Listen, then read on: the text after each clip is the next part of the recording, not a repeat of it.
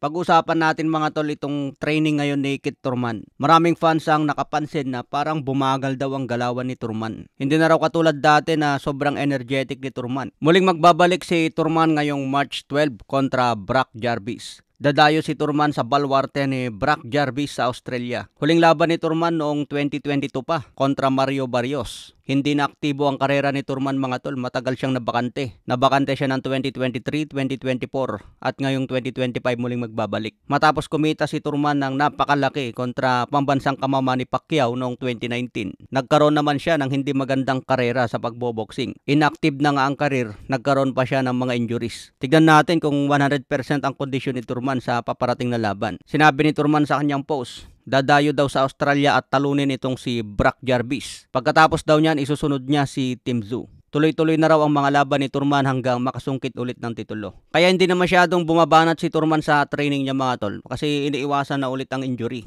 Matatandaan na ikasa na ang laban niya kay Tim Tszyu noon pero nagkaroon ulit siya ng injury dahil sa training. Kaya ngayon alalay na lang si Turman sa training niya para matuloy na ang laban. Ibuhos na lang ang lupit sa loob ng ring kontra Brock Jarvis. Pero sabi nga ni Brock Jarvis mga tol laos na raw itong si Turman, hindi na tulad ng dati. Nahirapan na raw si Turman kontra Mario Barrios noon at siguradong mas mahirapan siya ngayon dahil matagal ulit na bakante. May kartada ngayon si Turman na 30 wins, 22 KOs, may isang talo.